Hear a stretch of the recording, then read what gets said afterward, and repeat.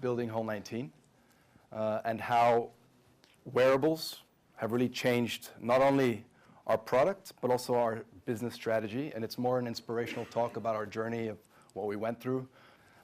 We started out by building a utility application for golf players. And what we do is we provide GPS for them to plan and track their round on the golf course. It's a product for the individual golfer. And that's what happened when we launched in April 2014, about 18 months ago. Of course, what we do, we've mapped golf courses around the world, coordinates of the green. We then present that data to the golfer using their location. Depending on where they are, they get to know, okay, which club should I hit? They can keep their scores in a scorecard. We're cross-platform on iOS and Android, even though we did start with iOS first. And a bit later, I understand we're going to talk a bit about mobile first. We didn't even have a web version, and our product doesn't really make sense on the web right now. But where it does make sense is on wearables, because actually, mobile phones are frowned upon on the golf course.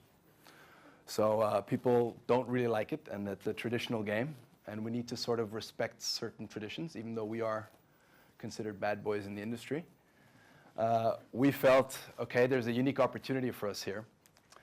Not only the super billionaire Mark Cuban mentioned that wearables are, there's a huge opportunity with wearables, not only in pro sports, in our case golf, but actually also in business. We were lucky enough to be selected by Apple to work directly on Apple Watch a few months before it launched.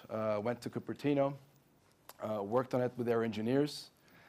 Same for Android Wear. We had very good contact with Google and get early access to APIs, test things out with them to really build great, unique experiences.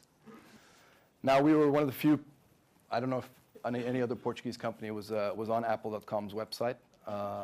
Obviously, Apple is pushing very heavily for apps that make sense on the watch.